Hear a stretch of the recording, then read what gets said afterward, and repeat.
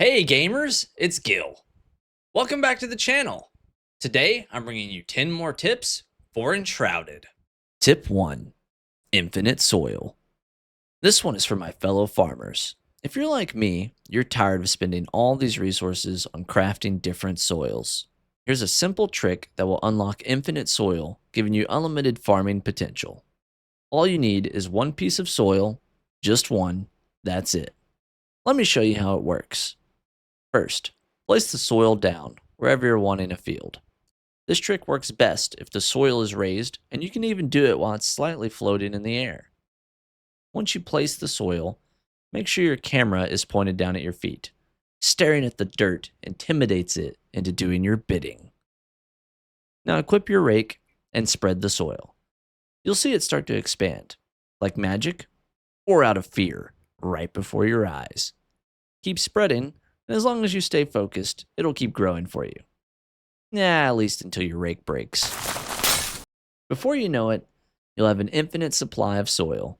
No more crafting, no more resources spent, just unlimited farming potential at your fingertips. Tip 2. Snapping seedlings. Now that we've got infinite soil, it's time to plant. And if you need everything to be perfect, I've got a little trick for you. Did you know you can actually use snapping to make your seedlings line up in organized rows? No more stray plants messing up your designs. No more veering rows causing you that mental distress. Here's how it works. When you use snapping, the seedling will align with the world's invisible grid, meaning every plant is perfectly spaced. Let the game do the work, and you'll make beautiful fields every time. Tip 3. Build from magic chests. Alright, let's talk about something from the latest patch, magic chest building.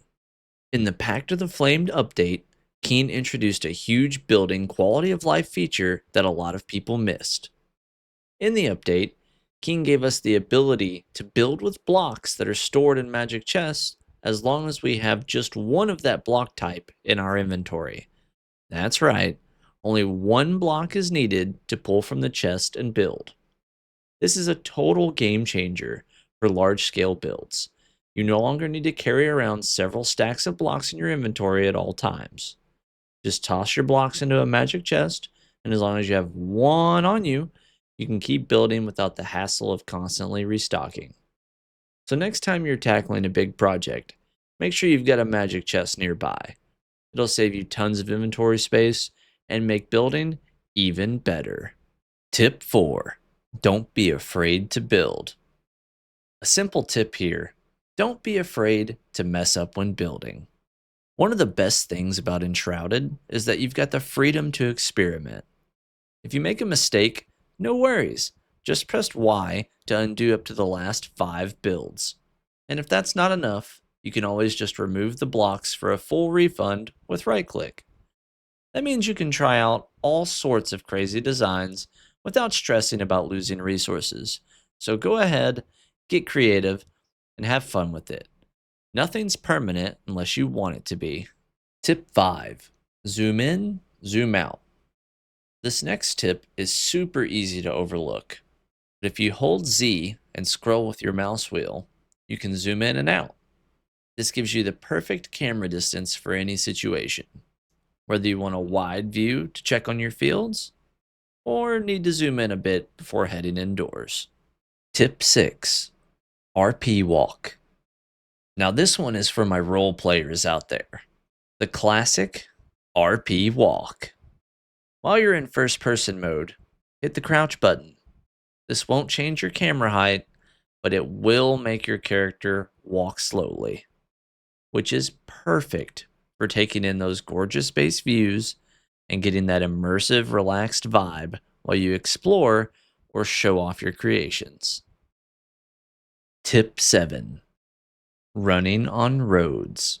Try running along roads whenever you can. This will give you the on the road buff, which reduces the stamina cost of sprinting. The buff is easily missed if you're not looking for it, but can make a big difference when traveling long distances. Tip 8. Resin from red trees. Are you having trouble finding enough resin? You're not alone. But don't worry, there's a simple solution right at your fingertips. See these little guys? They're your best bet. Plant Revelwood red leaf seedlings in your garden, give them some time to grow, and before you know it, you'll have a steady supply of resin rich trees. Too impatient for that? No problem. Head into the wild and look for these beauties. Red leafed trees are jam packed with resin. Just grab your axe, give them a few swings, and harvest away. With this knowledge, you'll never be short on resin again. Tip 9. Oswald is cheap. Did you know Oswald can save you a lot of metal throughout your playthrough? The blacksmith can craft lockpicks for half the price we can. And if you unlock as many things as I do, that adds up to a lot of metal scraps over the course of the game. Tip 10. Hidden loot. Anytime you come across a grave, some rubble, or a suspicious looking ruin, it is almost always worth digging down and taking a look. You never know what you could find. Anything from a chest with some loot to an underground labyrinth full of baddies could be waiting for you just under the surface.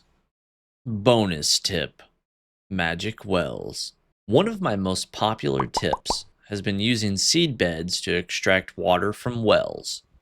So I wanted to revisit that in this video to hopefully help more people because nobody enjoys scooping water manually. So here's my handy trick. If we store all of our water in a non-magical chest, then open a seed bed and check the magic chest tab, we can transfer water directly from the wells. Even though it appears to be in a chest, if we double check the wells, we will see that they're now refilling, saving us all a ton of time and effort. If you found any of these tips helpful, be sure to like or subscribe to keep up with my future content. And let me know in the comments down below if you have any tips or tricks that you'd like to share. Thank you so much for watching, gamers. Peace out and game on.